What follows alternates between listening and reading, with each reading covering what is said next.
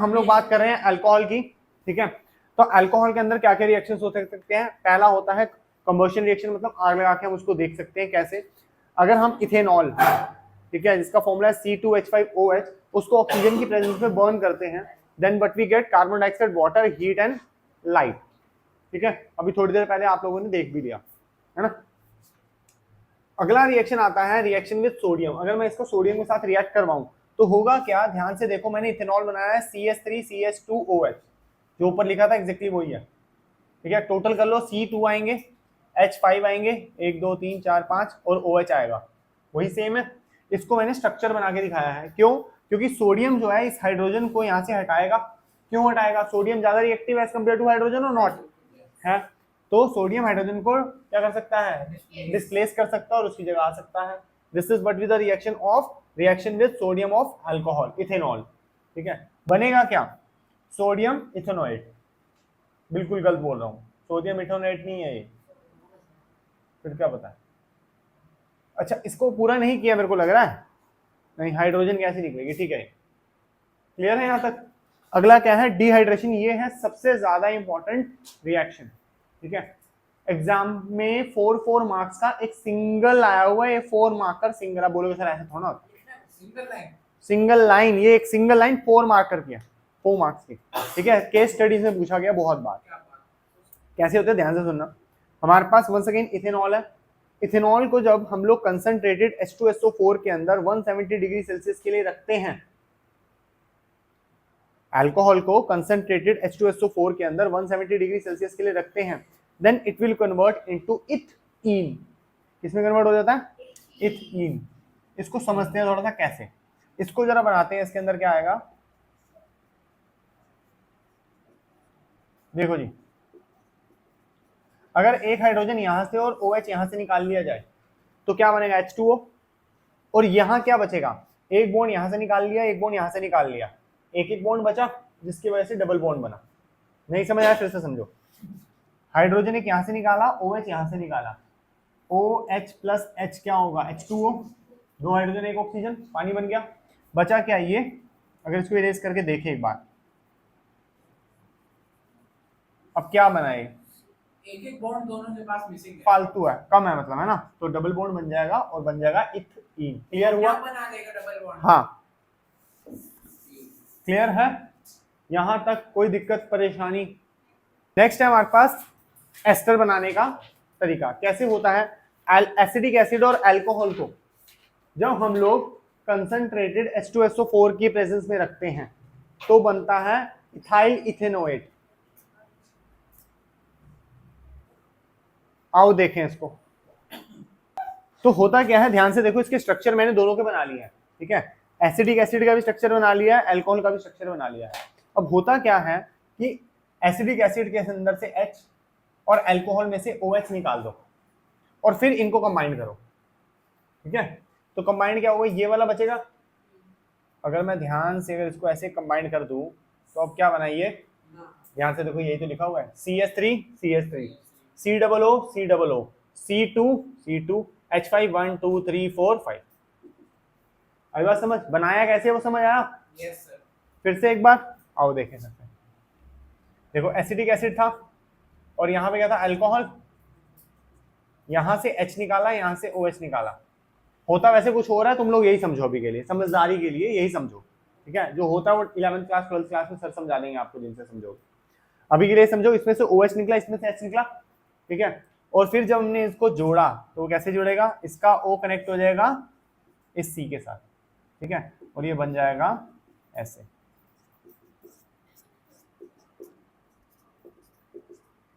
Clear है?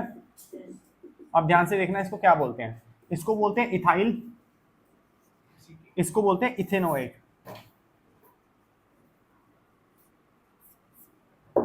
और ये है एस्टर।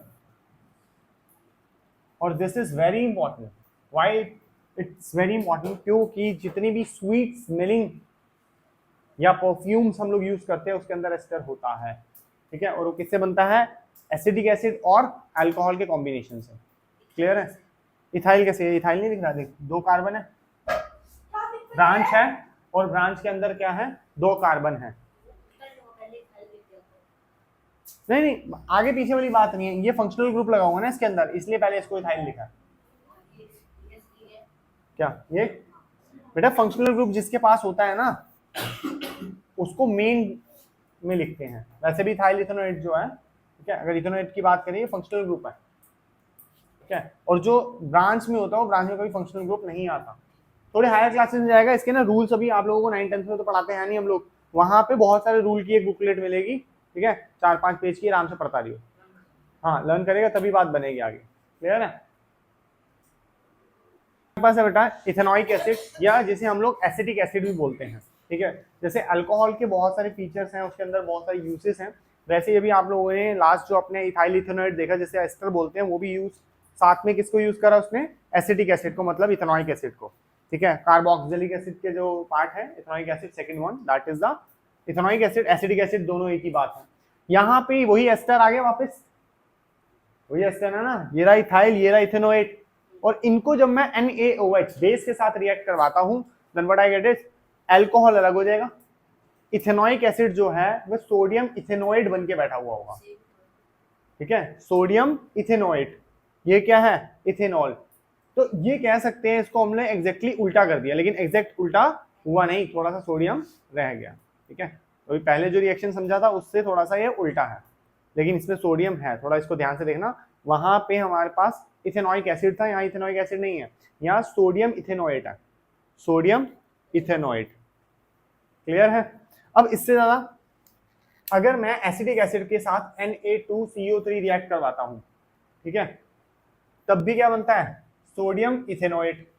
अगर मैं एसिटिक एसिड के साथ सोडियम हाइड्रोजन कार्बोनेट रिएक्ट करवाता हूं, इवन दो क्या बनता है, सोडियम इथेनोएट, क्लियर है।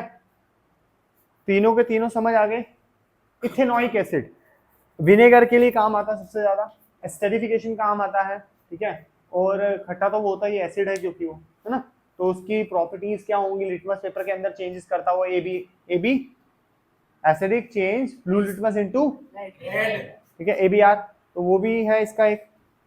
और क्या क्या इसके कॉन्सिक्वेंसेज है वो मैंने आप लोगों को कॉन्सिक्वेंसेज क्या थे, खाते पीते हम लोग इसको, मस्त चाइनीज फूड के अंदर यूज होता है।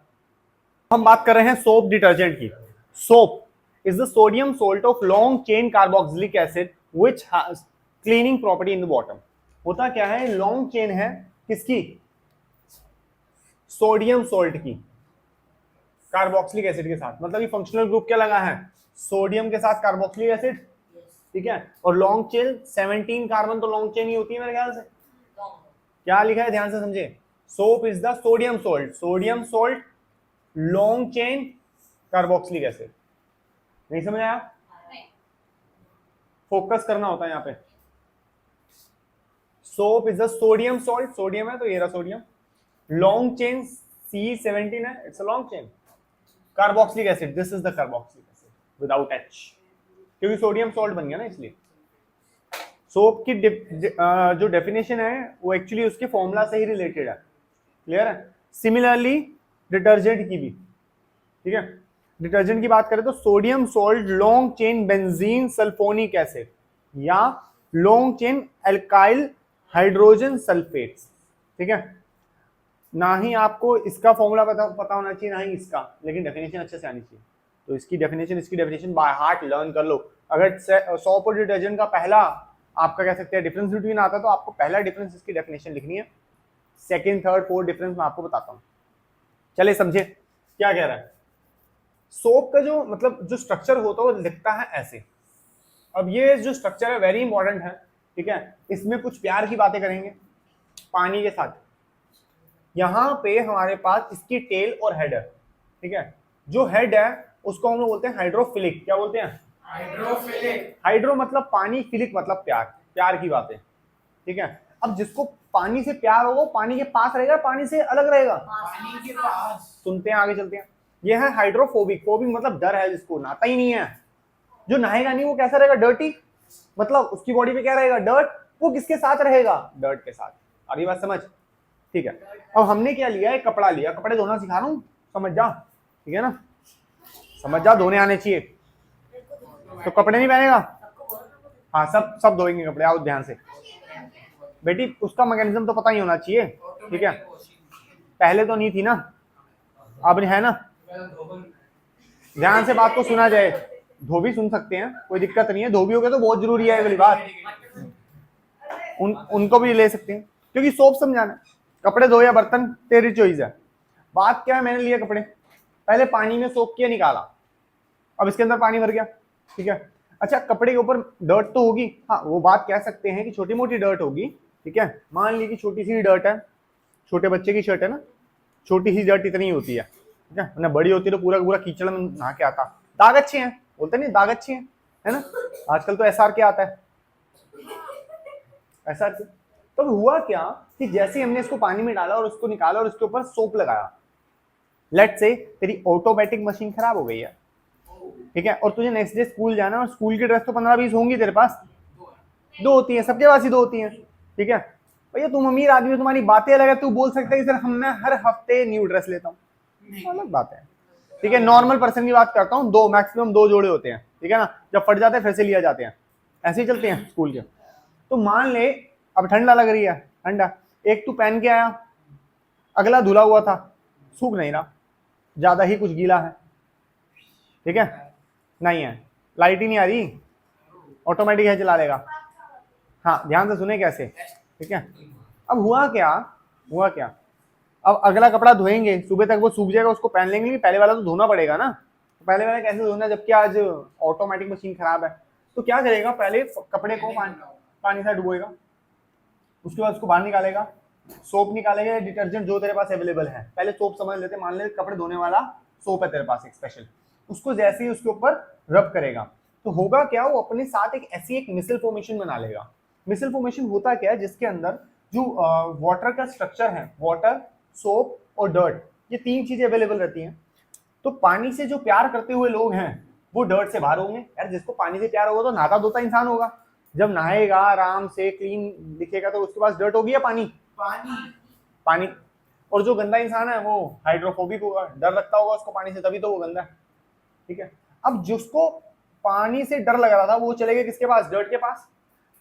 आपने देखा होगा हम मम्मी उसको कपड़े को ऐसे ऐसे करती हैं समटाइम, वो इसलिए कर रहे हैं ताकि जो ये टेल है जो हाइड्रोफोबिक है, पानी से जिसको डर लगता है, वो इंसर्ट हो जाए डर्ट के अंदर, ठीक है। जब इंसर्ट होगी तो अंदर जाके क्या हो जाएगी, लॉक हो जाएगी, एक दूसरे के साथ इंसर्ट होंगी तो क्या हो जाएंगे, लॉक हो जाएंगे। जैसे ही हम इसको साफ पानी में से निकालेंगे, जैसे हम इसको साफ पानी में से निकालेंगे, ये डर्ट साफ पानी में से निकालेंगे, ये जितने भी हैं, ये जितने भी हेड हैं, ये पानी से प्यार करते हैं, ये सब पानी को पकड़ लेंगे, और जब हम कपड़े को बाहर निकालेंगे पानी के अंदर चले जाएंगे और ये डर्ट के साथ ही पानी के अंदर चलेंगे। आप देखते हो कपड़े धोने के बाद पानी का कलर ब्लैक है ना, ब्राउन, इसी की वजह से, क्योंकि डर्ट थी उस कपड़े के अंदर। कहीं डर्ट तो ऐसी तो हमें दिखती नहीं है ना, क्यों, क्योंकि वो पार्टिकल बहुत छोटे छोटे हैं, लेकिन धोते हैं तो पता लगता है यहाँ पे निकल गई। मिसल फॉर्मेशन समझ आया, कपड़े धोने समझ आए। अब बात आती है सोप से धोए कपड़े या डिटर्जेंट से। नहीं, ऐसे नहीं है। देख भाई, सोप जो होता है ये बायोडिग्रेडेबल सब्सटेंस हमारे एनवायरमेंट के लिए अच्छा है, ठीक है। Where as I am talking about detergent, D stands for detergent, तो डिटर्जेंट जो रहता है वो नॉन बायोडिग्रेडेबल है, लेकिन एक काम सोप से अच्छा करता है। मान लो अगर आपके पास आपके घर के अंदर जो पानी आ रहा है, if it is soft water, if it's not the hard water, hard water क्या होता है, ऐसा पानी जिसके अंदर मैग्नीशियम और कैल्शियम की कंटेंट हाई है। मैक्सिमम केसेस में underground water is the hard water, उसमें कैल्शियम और मैग्नीशियम की कंटेंट क्या होते हैं, हायर होते हैं, ठीक है। डिपेंड करता है आपकी बॉडी को आदत है या नहीं, पी सकते हैं, ठीक है। बोलते हैं ना मिनरल वाटर, मिनरल, ठीक है। आगे चलते हैं, सोप की बात करें, हार्ड वाटर की समझ आ गई। अगर मैं हार्ड वाटर के साथ सोप के साथ कपड़े धोऊं तो सोप ना झाग नहीं निकालेगा, ठीक है। एक अलग सी ना अजीब सी चीज निकालेगा, उसको बोलते हैं स्कम। वो अजीब सी चीज जब आप कपड़े को ऐसे धो के देखोगे हार्ड वाटर के साथ, only then you get to know कि वो चीज क्या है। एक ऑयली ऑयली से सब्सटेंस लगेगा, मजा भी नहीं आएगा कपड़े, और कपड़े जो हैं वो डर्ट को इजीली छोड़ेंगे भी नहीं। एक्चुअली होता क्या है, जब हम सोप के साथ हार्ड वाटर यूज करते हैं तो जो सोप है ना, पहले वो वाटर को हार्ड से स्मूथ बनाने लग जाता है। जो सोप है वो हार्ड वाटर को पहले क्या बनाना शुरू कर देता है, उसमें मैग्नीशियम और कैल्शियम निकालना शुरू करता है। जब वो वाटर सॉफ्ट होगा तब वो पानी के साथ सोप रिएक्ट करेगा, फिर कपड़े को साफ करेगा। तो मतलब ये ज्यादा प्रोसेस नहीं हो गया, और इस प्रोसेस के अंदर साबुन भी वेस्ट हो रहा है, टाइम भी वेस्ट हो रहा है। तो इसीलिए हम लोग हार्ड वाटर के कंटेंट में यूज करते हैं डिटर्जेंट। डिटर्जेंट क्या होता है, हार्ड वाटर के साथ बिंदास काम करता है, उसको कोई फर्क नहीं पड़ता पानी साफ है, हार्ड है, सॉफ्ट है, कोई दिक्कत नहीं, ठीक है। और ये परफेक्टली वेल काम करता है। क्यों? क्योंकि ये हार्ड वाटर के साथ इसको कोई दिक्कत नहीं है, मतलब आप लोगों को पता लगाने की जरूरत नहीं है कि हार्ड वाटर है या नहीं। और जो मैं बोल रहा था वो अजीब सी चीज, उसको बोलते हैं स्कम। और स्कम होता क्या है, a large amount of soap is wasted, large amount of soap is wasted किसके लिए, in reacting with calcium and magnesium. किसके साथ रिएक्ट होके, कैल्शियम एंड मैग्नीशियम। किसके अंदर होता है, हार्ड वाटर में, of hard water to form the insoluble precipitate called scum. जो आपको बोला था ना ऑयली लाइक सब्सटेंस निकलता है, इनसॉल्युबल। अगर सॉल्युबल होता तो क्या बनता, झाग बनती, लेथर। झाग को बोलते हैं लेथर, लेदर नहीं बोल रहा, लेथर, ठीक है। हाँ, क्लियर हुई सारी बातें, ठीक है। हाँ जी, सच में ऐसा ही होता है, ठीक है। अदरवाइज नहाने के लिए साबुन अलग है। अच्छा, कहीं गया तूने देखा है वहां पे कहीं जगहों में स्पेशली ना, खाली एक ही चीज, सोप भी काम नहीं करता, वो जो नहाने के लिए एक वो होता है ना बॉडी वॉश, उसी से नहा सकते हो वहां पे, क्योंकि वाटर हार्ड है, समझे। वहां सोप लगाओगे, सोप का झाग नहीं आएगी, क्लीन अच्छे से नहीं करेगा, चिपका चिपका सा रहेगा। उस जगह पे हो सकता है जहाँ पे पानी हार्ड है, ठीक है। क्लियर है यहाँ तक? Now this chapter is over.